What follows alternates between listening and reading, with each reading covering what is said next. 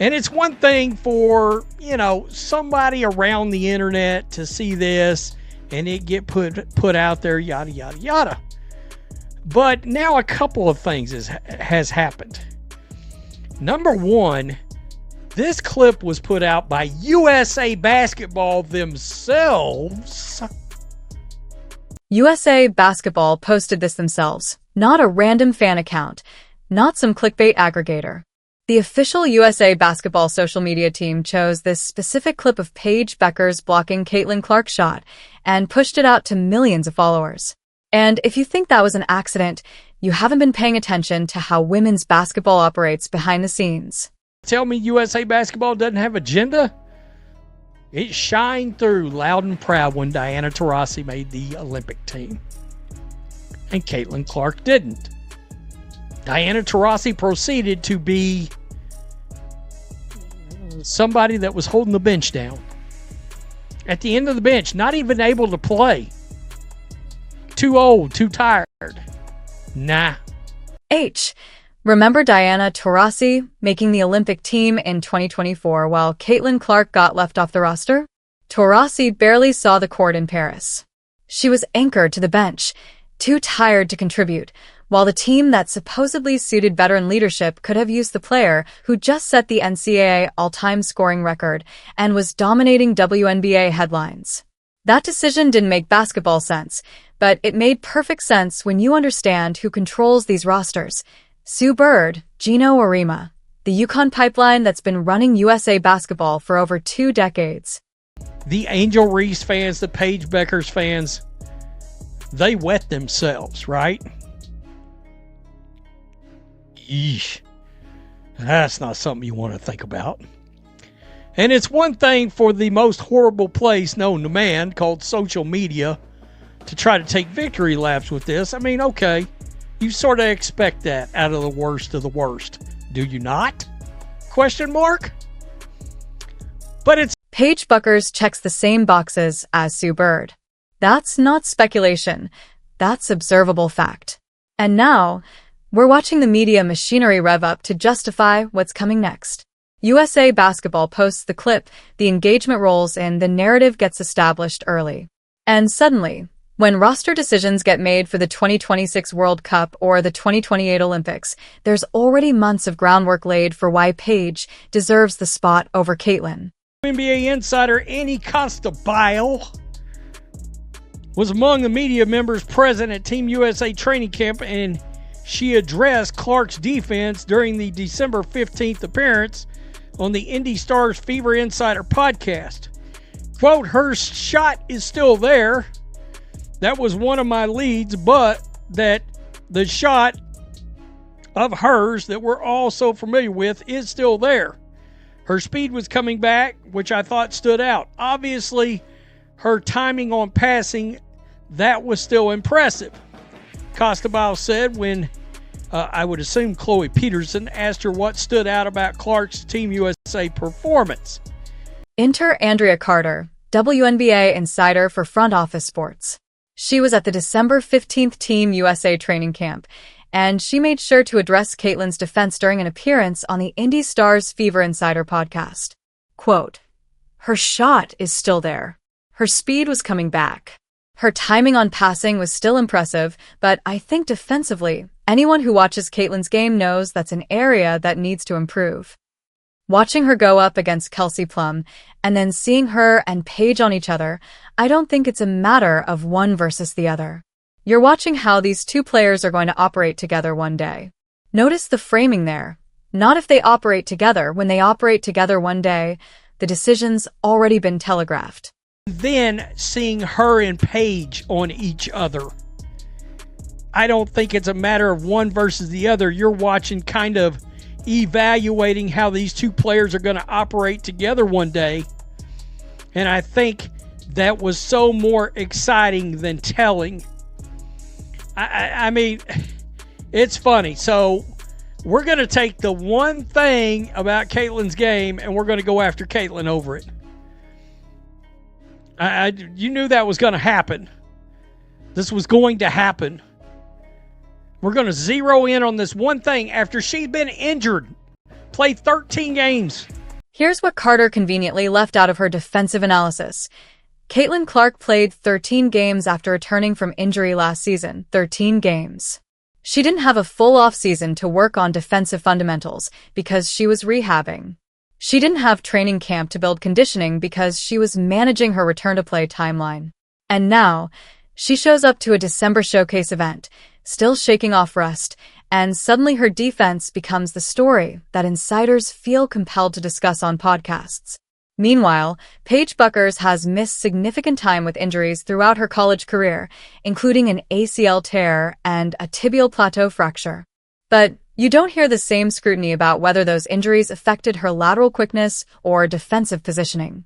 The standards aren't being applied equally. Like 3 times. Man, delete this. Yeah, this is USA Basketball posting this. I mean, what are they doing? They knew this was gonna be a Caitlin Clark versus haters post, and that the haters were going to swarm this. To be honest, it's unprofessional that USA Basketball posted this and pointed it out. They knew that was going to get seized on. You're already trying to... Look at the comment section on that USA Basketball post. This is what they knew would happen. Paige cooked her barbecue chicken. Clark's a fraud. Paige over Caitlin any day. The haters swarmed exactly as predicted. And that's the point. USA Basketball didn't post this clip because it showed great defense or an exciting play. They posted it because they knew it would generate engagement, establish a narrative, and give ammunition to everyone who's been trying to diminish Caitlin Clark since she entered the league. This is narrative construction in real time. You create the perception early, let it marinate on social media for months, then point to it later as evidence when you make roster decisions that were already predetermined. That the haters were going to seize on this. Honestly. Please, someone please gift that. I can already hear the CC fans coming. See, I mean, they knew what they were doing. They knew. Cooked CC. Shout out to USA Basketball for giving us the content we wanted. The Yukon Mafia isn't subtle about this. Gino Arima was already talking up Paige Bueckers before she played a single WNBA game. Subird's been positioned as the face of USA Basketball decision-making for years. And now, you've got media insiders like Carter framing the conversation around Caitlin's defensive weaknesses while treating Paige like the presumptive choice for future rosters.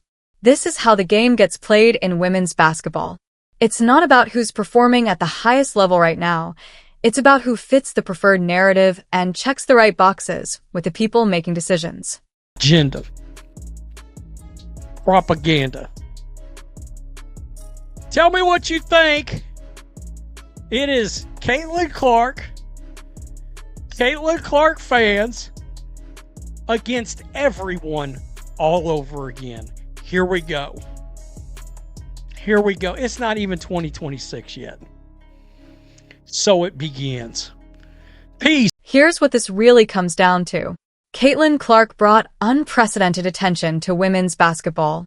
She sold out arenas. She generated television ratings that the WNBA hadn't seen in decades. She made casual sports fans care about women's college basketball and then carried that momentum into her rookie season. And for all of that impact, for all of that cultural relevance, she got left off the Olympic team in favor of Diana Taurasi, who couldn't stay on the court. Now, we're watching the same pattern repeat itself.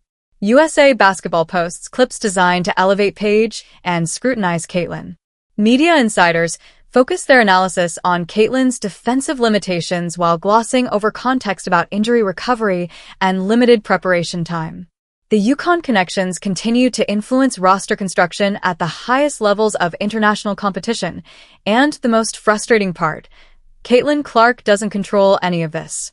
She can't control what USA Basketball posts on social media. She can't control how media insiders frame their podcast discussions. She can't control the biases of the people making roster decisions. All she can do is play basketball at an elite level and hope that eventually performance matters more than politics. But if you've been watching women's basketball for any length of time, you know how this story ends. The Yukon Mafia takes care of their own. Suburbs' preferences carry enormous weight.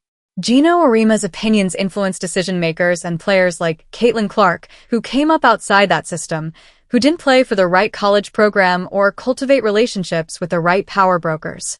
They have to work twice as hard for half the recognition. The clip USA Basketball posted wasn't about celebrating good defense. It was about establishing a narrative. And that narrative is going to follow Caitlin Clark all the way through the next Olympic cycle, regardless of how well she plays or how much she improves defensively, because in women's basketball, agenda often trumps achievement. Watch what happens over the next 18 months as we approach the 2026 World Cup. Watch how media coverage frames Paige versus Caitlin.